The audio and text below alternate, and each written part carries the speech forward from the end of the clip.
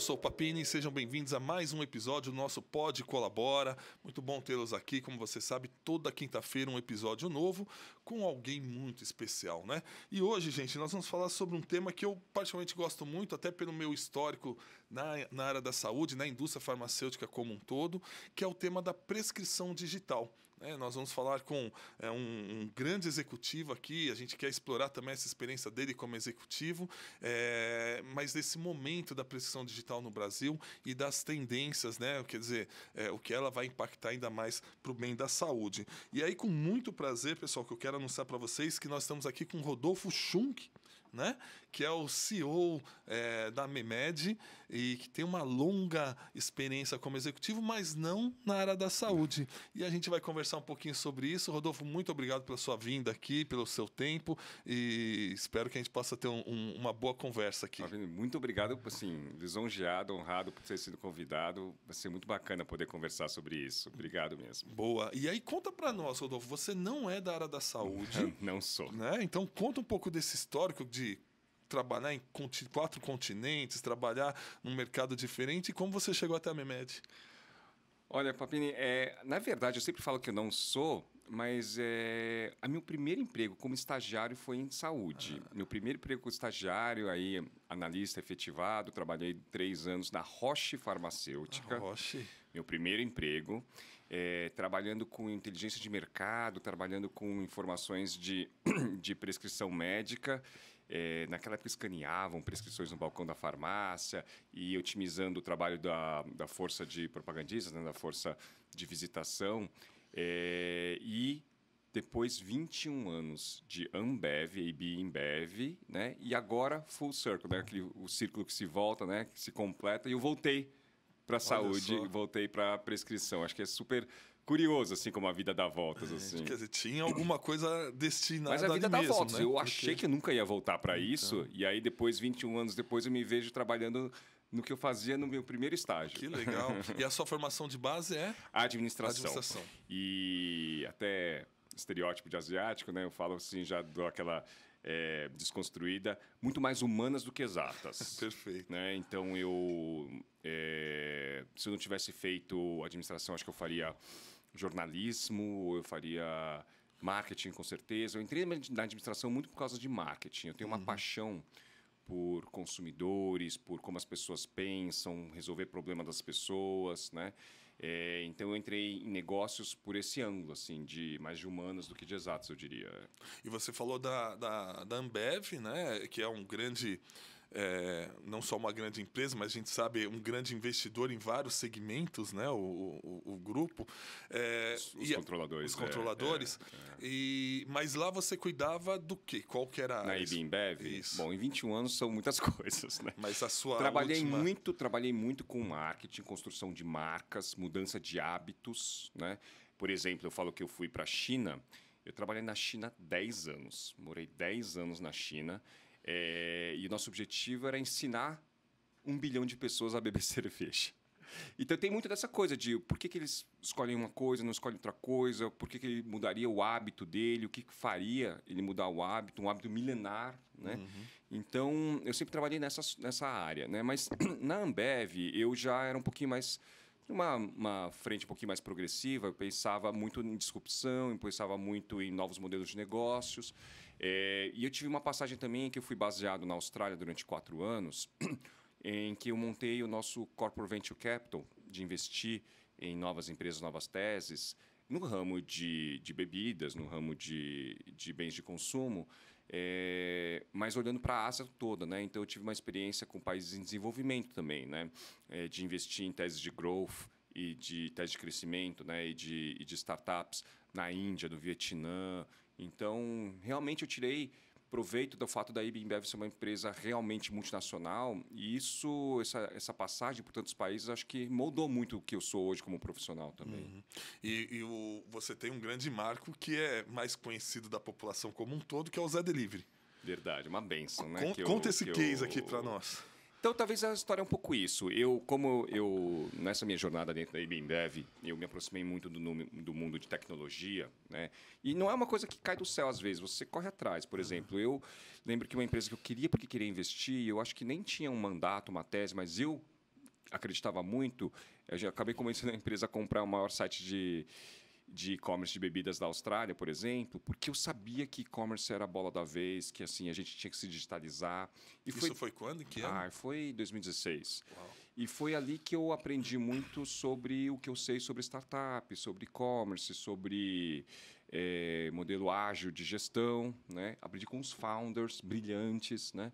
Então eu acabei, apesar de trabalhar numa empresa corporativa de bens de consumo, eu acabei entrando nesse mundo. E eu acho que essa mistura, essa mescla de entender como uma grande corporação que já escalou, que tem todos os seus processos, burocracias e rituais, funciona, mas também conseguir navegar com a molecada geração Z de tecnologia, isso talvez acho que foi o que me credenciou, eu tenho certeza que foi isso que me credenciou a ser chamado de volta para o Brasil. Então, em 2020, o meu ex-chefe na China, né, que era o presidente da Ásia, chama Jean Gereissati, hoje ele é CEO da Ambev do Brasil, né?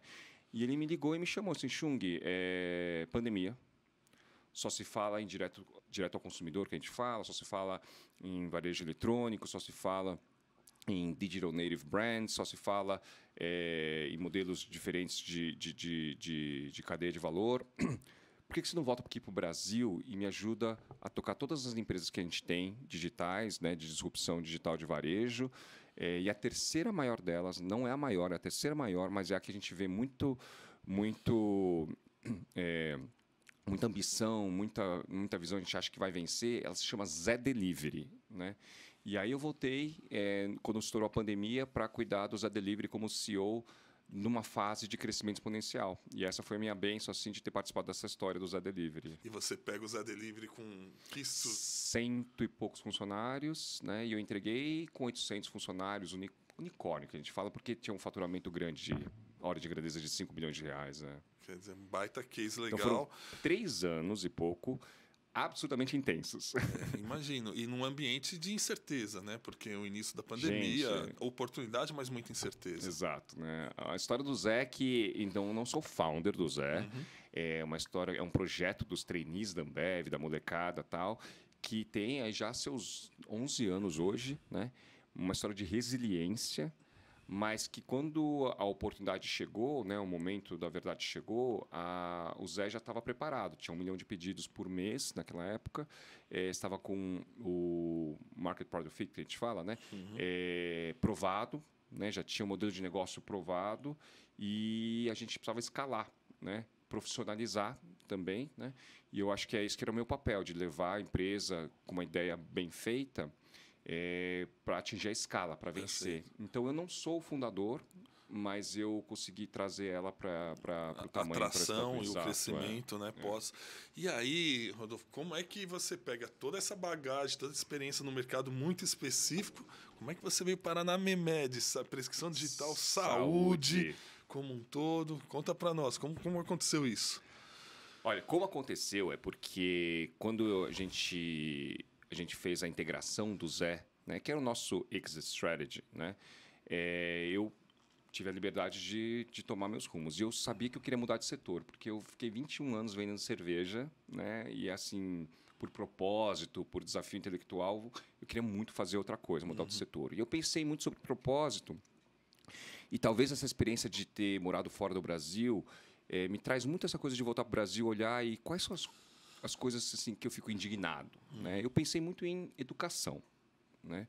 E pensei muito em saúde, né? Depois do Zé, eu fui trabalhar no Family Office, no fundo de investimento dos controladores, chama LTS, e eu tive exposição com outros setores, era o que eu queria, na verdade.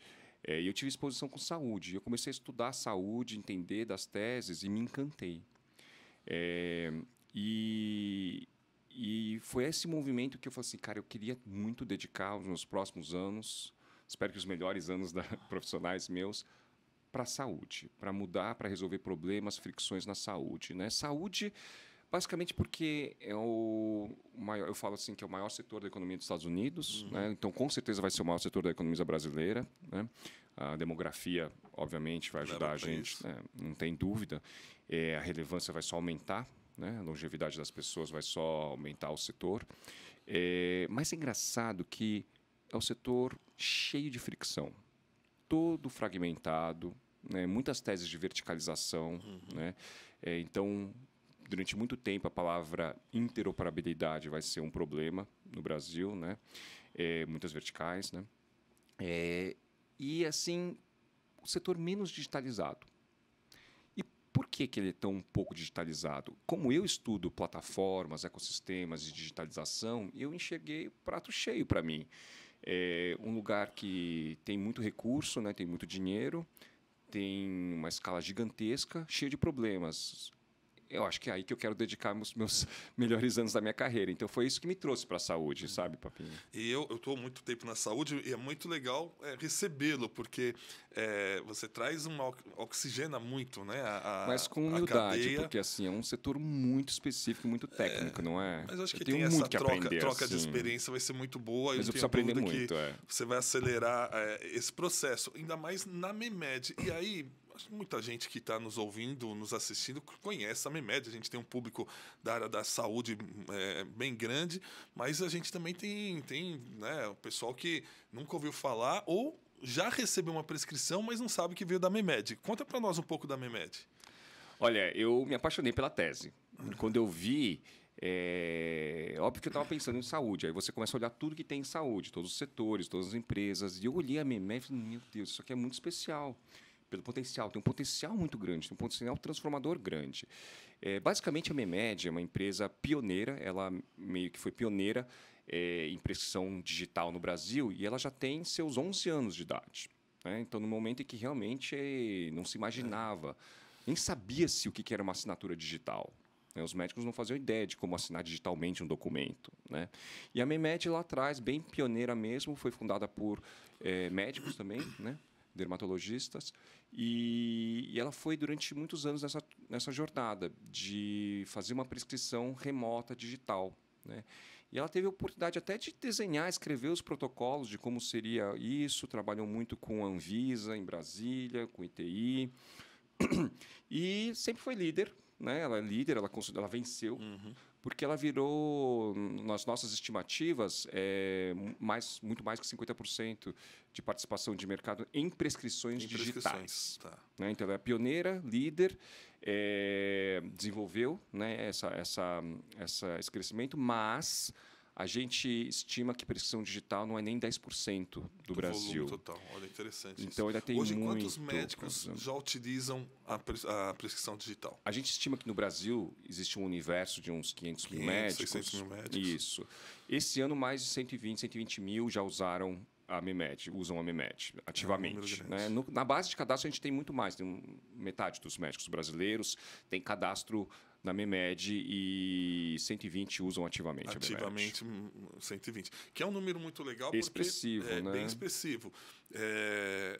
Talvez, como tudo no Brasil, e aí você vai poder ajudar muito a exponencializar isso, ele esteja ainda muito concentrado, o que até limita a potencialidade da prescrição, né? De poder transitar para um país com dimensão continental como o nosso. A gente fala muito do Brasil profundo, né? Exato. Mas para você chegar no Brasil profundo, nada melhor do que uma solução digital, leve, móvel, né? Então, assim, com certeza vai penetrar desde a classe A, B, C, D, né, no Brasil profundo, no SUS. Isso. Obviamente que prescrição digital é para o Brasil inteiro, né? Eu tive a oportunidade de acompanhar essa evolução da MEMED, até pré-pandemia e durante a pandemia, e é interessante, né? Porque até a coincidência que eu tive uma iniciativa de telemedicina, que eu estou saindo agora, então, mas a prescrição ficou inicialmente, a prescrição digital, vinculada à telemedicina, né? Ou à telesaúde. E pelo contrário, né? Então, por exemplo, hoje a gente vai no médico e muitos médicos acabam prescrevendo digitalmente. Ele nem te entrega mais nada ali impresso e você recebe pelo celular. É por esse caminho que a gente evolui. Hoje, você está certíssimo, ele começou na telemedicina, né? Mas se hoje... Ou ele impulsionou na telemedicina. Verdade. Né? Mas se foi o primeiro use case que a gente fala, né? Que é forma de utilização, né? Foi a preponderante, né? Mas se hoje no Brasil ele é, vamos dizer, 8%, não tenha dúvida que vai ser 18%, 28%, 38%, 98%. Porque já é assim em outros países, então não precisa nem imaginar.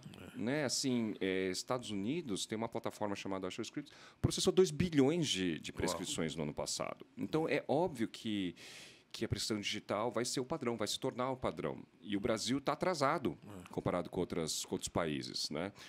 Por quê? Porque é melhor, é uma solução melhor em todos os ângulos, em todos os sentidos. Ela é mais rápida, mais prática. Né? Para além daquele benefício que a gente olha de cara, que é poder ler a prescrição na íntegra e entendê-la, né? A letra do Com médico. todo respeito aos nossos amigos médicos, mas a questão da letra resolve. Né? Resolve, bom.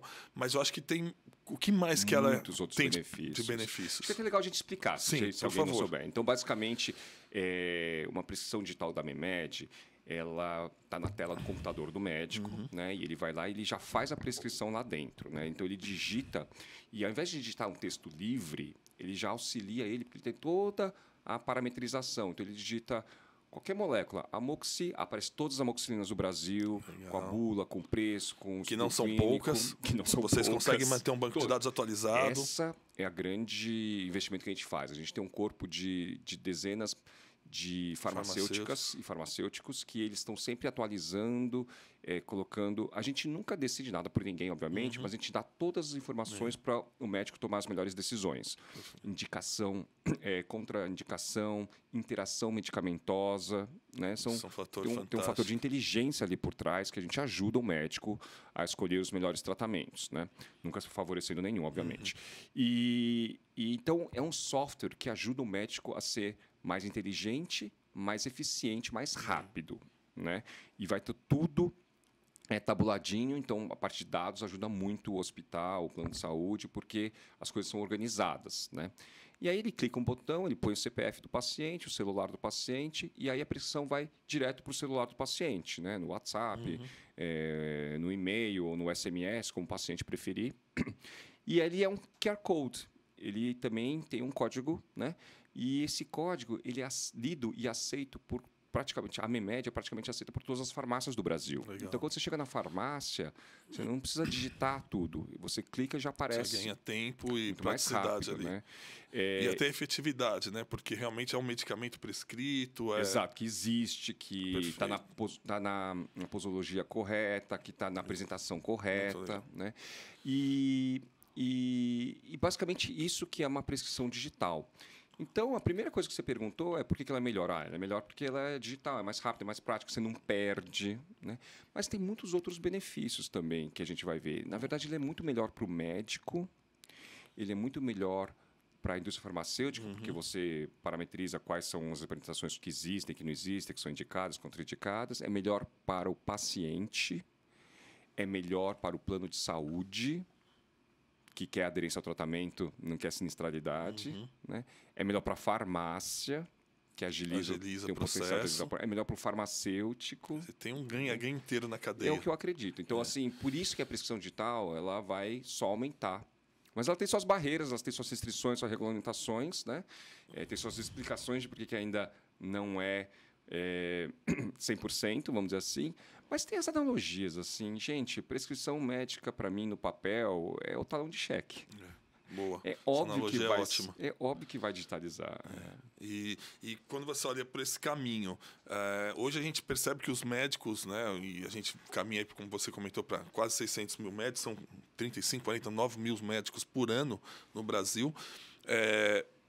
O caminho, a Memed, eu sei que ela fez um caminho inicialmente médico a médico na conquista. Verdade. Vocês seguem nesse caminho ou vocês também começam a ter uma vinculação maior, por exemplo, com saúde suplementar, ou até se vocês têm um olhar para a SUS? Qual que é essa visão estratégica nesse sentido? Para a gente ser a ferramenta escolhida, preferida, ela depende de várias coisas. Né? A gente fala que tem um mercado que é o B2C, que é o médico que decide mesmo, né? Que ele tem uma prática particular, um consultório médico, ou muitas vezes um conhecido, um amigo dele pediu uma prescrição, ele vai decidir qual app, qual que é a plataforma que ele vai usar. Mas muitas vezes ele está num ambiente hospitalar, ele está numa clínica que tem um padrão, e ele está dentro de um software, de um prontuário médico, né? e ele tem que usar o software que o hospital diz que é para ele usar, ou que o prontuário usa. E a MeMed tem essa característica de ser agnóstica. Ela funciona em qualquer hospital, qualquer sistema, né? Ela funciona e ela aceita em qualquer farmácia. Então, ela não é de uma vertical só do grupo Prevent Senior ou da Rede Dor. Ela não funciona só num ambiente, ela funciona em qualquer hospital, qualquer rede, né? Qualquer plano de saúde. Então, mas às vezes não é o médico que escolhe, às vezes é o hospital que escolhe, ou é o plano de saúde que escolhe. Então, se a gente quiser ser o padrão do Brasil, ou crescer, ou aumentar a nossa penetração, e se a gente quiser, tem uma palavra que chama paperless, se a gente quer substituir o papel, né? A gente precisa trabalhar com essas várias frentes. Às vezes é no hospital, às vezes é no SUS. O SUS é descentralizado, cada cidade tem seu sistema, né? Às vezes é no médico. Legal, muito bom isso, porque... Não é fácil. Não é fácil. E aí, vamos voltar para a sua experiência lá do Zé Delivery e com esse tempo que você já tem de saúde. Para além da prescrição digital, você enxerga novos caminhos para a companhia ou você enxerga quais melhorias potenciais para a saúde como um todo? Nossa, obrigado pela pergunta, porque realmente, assim, eu aprendi, talvez muito pelo Zé Delivery, uma visão de produto digital, assim, e com isso eu quero dizer que a gente pensa muito assim no nosso usuário e a gente pensa muito quais são as dores dele, né? E a gente tenta ver se a gente consegue ajudar a endereçar nessas dores. A gente monta assim a proposta de valor da empresa, né? E a MeMed vai passar por isso, vai passar por a gente investigar profundamente a persona do médico, né, e a persona do paciente, né, que são os nossos chaves. A primeira coisa que eu me perguntei foi, mas a MeMed é uma empresa, qual que é a centricidade dela? Ela é focada no médico ou ela é focada no paciente? Né? E as pessoas não sabiam me responder. Assim, tinha horas durante fases da MeMed, o foco era médico, só sabia sobre o médico. Horas era tudo sobre o paciente. Né? E aí me ensinaram uma palavra chamada binômio, que em medicina muitas vezes significa um organismo indivisível, como a mãe e o feto. E aí deu aquele momento eureka de que, então é isso, a MeMed ela vai ser focada no binômio médico-paciente, que são indivisíveis, né? E muito da relação entre esses dois. E aí, quando você começa a pensar sobre isso, você começa a pensar, então, quais são as dores que existem no relacionamento entre o médico e o paciente? Eu não vou focar muito do que acontece do consultório do hospital para dentro. Tá. Né? O software de prontuário, acho que isso é muita coisa do médico para dentro. E eu estou muito interessado do consultório para fora, né? Dessa jornada que acontece, essa relação que acontece entre o médico e o paciente, onde que existe o engajamento, onde não existe, e o que eu posso fazer para ajudar nessa jornada. Então, acho que ali você começa a expandir de uma simples lista de remédios. Quais são as outras dores? O que mais que eu posso ajudar no interesse mútuo? Eu vou antecipar que eu sinto que seria de total interesse do médico não só fazer o diagnóstico e fazer o tratamento, mas se o paciente ele adere ou não ao tratamento. Perfeito. Né? A jornada não acaba ali no diagnóstico, no tratamento. No Brasil, a gente estima que 55% dos tratamentos não são nem seguidos. Né? A gente sabe que no Brasil o medicamento ele é todo pago pelo paciente, né? Quase que na sua integralidade. Né? Out of pocket, que a gente fala. Né? E isso também é uma fricção grande que acarreta numa taxa de abandono de tratamento muito grande. A coisa mais importante, né, que é quase que utópico, impossível, mas o médico não só deveria receitar, mas ele deveria conseguir engajar o paciente, explicar para o paciente e criar esse comprometimento do paciente com a sua própria saúde, com o seu próprio tratamento. E a partir de um paciente mais engajado é que a gente vai ter as melhores chances de ter uma adesão ao tratamento maior. Né? Mas passa por muito conteúdo, passa por para derrubar muitas das fricções, né? Para ajudar a acessibilidade ao tratamento. Você tocou em alguns pontos que eu acho que são chaves, né? Porque assim, essa questão do financiamento é uma coisa muito importante, né? Porque você conhece bem isso. E a gente olha para o Brasil como um potencial de 210, 215 milhões de pessoas, mas na verdade nós temos aqui 50, 60 milhões com poder de consumo suficiente para manter uma estrutura como, né, de uma cadeia digital, etc. E muito por conta da questão do financiamento, né? Então, nós ainda somos muito out of pocket, como você falou. Essa perspectiva de ampliar o orçamento, ou seja do SUS, ou seja da saúde suplementar, no financiamento do medicamento, ela passa dentro da tese de vocês? Isso... Olha, e aí é que está, acho que, o grande segredo do que a MEMED pode proporcionar. A MEMED nunca vai fazer essas coisas. A gente nunca vai ser uma farmácia, né? A gente nunca vai ser uma PBM, a gente nunca vai ser uma indústria farmacêutica. Mas a gente tem um poder grande de conectar essas partes. Eu acho que uma das coisas especiais, quando eu olhei de fora, eu olhei o que a MEMED faz, eu enxerguei que existem muitos atores no ecossistema de saúde. E nem todos eles falam com todos. Então, basicamente, eu entendi que o hospital não faz ideia do que acontece na farmácia. O plano de saúde, né, às vezes não entende do software de conteúdo médico, né? Um exame de laboratório, né, não conhece uma associação de pacientes. São vários atores que existem ali nesse ecossistema que não se conversam. E eu achei que a MEMED tinha uma coisa especial, porque a MEMED conecta todos eles. Talvez é uma das únicas subsetores de saúde que é uma peça no quebra-cabeça de todos esses atores. Todos eles passam por uma prescrição médica, né? E talvez essa seja a vocação da MEMED. Ser um grande integrador da cadeia. Parcerizar, nunca fazer o papel desses atores, mas potencializar cada um deles. Legal. Será que eles conseguem criar valor em cima da prescrição médica, né? Sempre respeitando o LGPD? Se sim, por que não? Por que eu não posso ajudar esses atores a criar valor e, assim, aumentar a quantidade de atores que querem que a prescrição digital prevaleça no Brasil? Né? E quanto mais gente me empurrar para frente, empurrar a prescrição digital para frente, mais rápido a gente chega nessa direção, nesse estado final em que só vai ter prescrição digital no Brasil, basicamente, porque ela é muito mais eficiente. Ela é mais rápida, mais eficiente, mais segura, não tem fraude, né? Então, seria do interesse da sociedade brasileira. Rodolfo, aproveitando, tem até uma inquietude minha, tá? Eu sou um usuário da prescrição digital, mas a gente sabe que ela tem algumas limitações quando a gente olha pelas classes diferentes de medicamentos. Então, por exemplo, a tarja vermelha já é dispensado, alguns tipos de antibióticos, mas outros medicamentos ainda não são possíveis serem dispensados. Há um trabalho desse na Anvisa? Como que está esse momento? Olha, Papini, na verdade, isso até é uma das coisas que eu trago, assim, quem vem de fora, olha, não é possível, assim, né?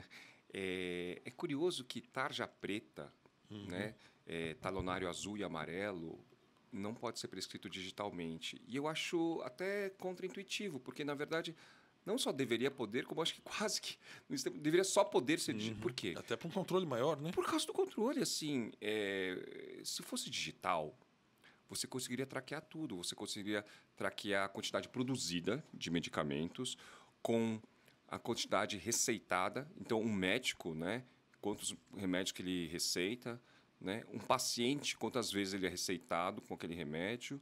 Aí ele vai para a farmácia, quantas vezes ele compra o remédio, a gente fala dispensa, né? Quando é dispensado esse remédio, e aí você teria um controle contra, né, a epidemia de opioides, contra problemas de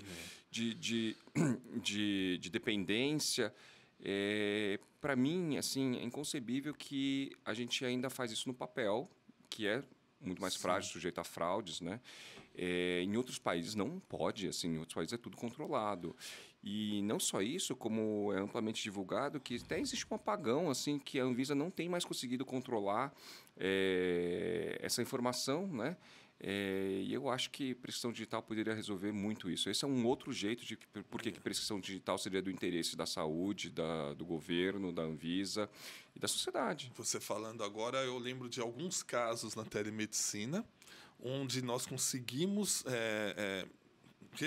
restringir a fraude ou acabar com a fraude por conta do traqueamento da pressão digital. Claro. Então, pacientes porque como você não tem integrado, muitas vezes o paciente ele faz várias consultas com médicos diferentes. Como é que você vai saber? Você não vai sabendo. Com um prontuário farmacêutico, com o prontuário da prescrição, você tem esse controle. Exatamente. Mas eu sinto que a gente vai evoluir, tá? Eu sinto que Brasília governo federal, na esfera federal, vários governos municipais, estaduais entendem que essa é uma dor e vão avançar, né, na regulamentação da prescrição digital. Acho que é para curto, médio prazo que a gente vai ver finalmente o Brasil entrar nesse novo capítulo aqui. Vai ser muito melhor para a sociedade. Vai ser muito melhor. E deixa eu explorar a sua experiência como executivo. Nessa sua volta ao Brasil, olhando não só a área da saúde, mas olhando o nosso ambiente de empreendedorismo, o nosso ambiente de inovação, o que você encontrou com toda essa sua bagagem de outros países? A gente está muito atrasado? Conta para nós a sua visão. Dependendo do setor. Uma coisa que não dá para ter é síndrome de vira-lata. Assim, tem coisas espetaculares no Brasil. O Brasil é referência mundial em fintech. A gente sabe dessa história em que países europeus, nórdicos, não têm o nível de avanço que tem em vários setores no Brasil. O Brasil, até pela desigualdade social, ele é uma cultura muito empreendedora, né? Faz acontecer, né? Contra tudo e todos, todas as adversidades, as barreiras, os gargalos, né? As burocracias, o brasileiro faz acontecer. E eu acho isso admirável, né? Mas acontece que isso não acontece em todos os setores da sociedade. Saúde, eu acho que está um passo para trás. Assim, tem muita coisa que ainda não aconteceu. Eu acho que saúde está chegando num ponto de inflexão em que, daqui para frente, a digitalização, a potencialização, a eficiência vai dar um salto quântico ali. Né? Legal. E eu vindo de fora do Brasil, né, morando na China por 10 anos, né, morando em países desenvolvidos como a Austrália, os Estados Unidos, por tantos anos, e também trabalhando, né, eu era responsável por países como Vietnã, Camboja e Índia. Acho que me deu assim uma visão do que é possível. E é isso que talvez seria o meu superpoder como executivo, de olhar para o Brasil e ficar indignado. Não é possível que as coisas ainda são assim, algumas das dores, alguns dos problemas, né? E eu não posso perder, eu tenho que me policiar para eu não perder essa indignação depois de voltar no Brasil, depois de morar 15 anos fora, porque talvez seja isso que eu possa trazer, né? Senão, a gente acaba virando paisagem, né? Acaba virando status quo e as pessoas às vezes falam assim, porque Rodolfo, porque sempre foi assim, porque eu nunca vi diferente. E eu não posso assim, eu tenho que manter essa minha indignação. Mas sem a ingenuidade de um estrangeiro, por exemplo, que não entende as especificidades do Brasil. Então, eu tenho que combinar essa minha indignação com um senso de realismo do que pode ser feito, do porquê é dessa forma, né, de como funciona no Brasil. E talvez, assim, promover mudanças, né? Muito bom, muito bom. E você está otimista? Bastante. Com o país e com as perspectivas? Eu acho que a gente está nesse ponto de inflexão. Acho que tem tanta coisa para ser feita em saúde, né, que muito pela iniciativa privada. Então, a gente navega muito, a gente sabe das deficiências e limitações do setor público e a gente acha que o setor privado pode complementar e ajudar, sim. Mas, assim, uma grande razão que eu mudei para a saúde é propósito. Assim, eu realmente acho que dá para fazer a diferença, dá para ajudar a vida dos brasileiros, né? E a iniciativa privada tem seu papel nisso. Muito bom, muito bom. Então, sabe que se for de propósito, a gente tem uma perguntinha simples aqui e a gente já começa a caminhar para o nosso encerramento do episódio, infelizmente, mas já fica o convite para você contar a próxima fase da MEMED e a sua experiência eu nesse quero que mercado. Você me acompanhe nessa jornada. Não, já estamos acompanhando. E uma pergunta simples que é: o que é saúde para você? Olha, todo mundo tem uma conexão pessoal, uma história pessoal, né, que eu acho que eu vou respeitar. A minha passa muito pelas minhas filhas. Eu tenho 2 gêmeas, 2 meninas. Hoje elas estão com 10 anos.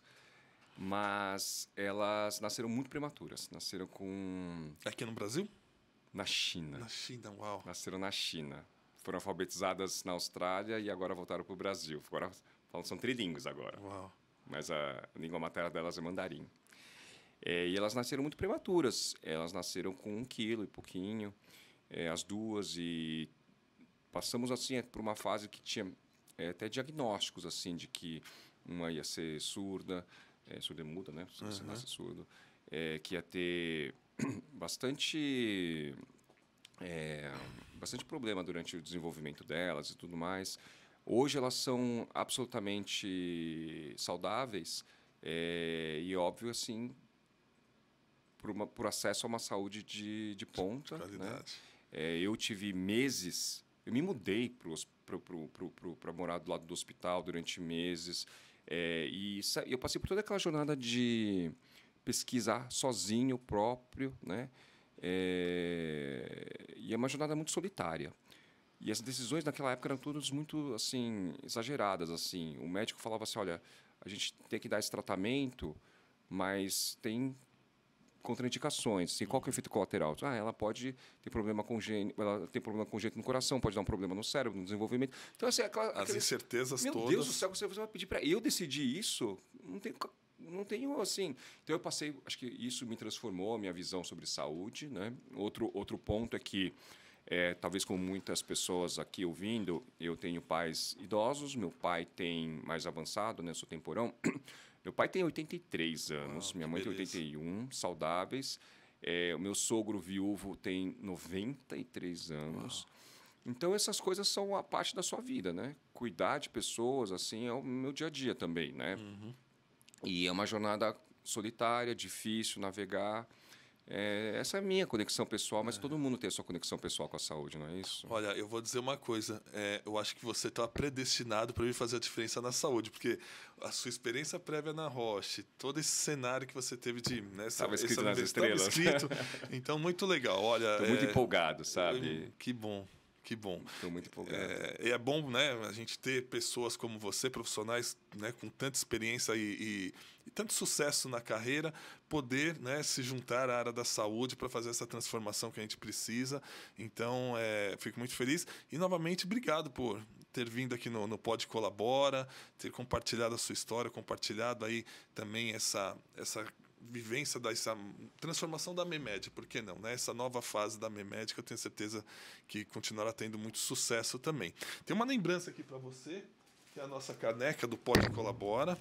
Então, espetacular. Fica aqui para aquele momento do café, do chá, você poder desfrutar com a nossa caneca.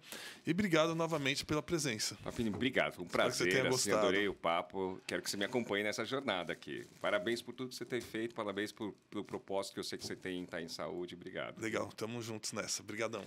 Forte Muito abraço. Obrigado. Até mais. Pessoal, gostaram? Vocês viram? Prescrição digital tem tudo a ver com o que a gente vem discutindo, né? Da digitalização. E se você não recebeu, ainda não teve experiência com prescrição digital, não tenho dúvida que dentro em breve você terá e não vai querer mudar. Gente, é isso. Espero que vocês tenham gostado desse episódio. Então, deixe seu like, compartilhe toda aquela história e nos vemos na próxima semana. Até lá.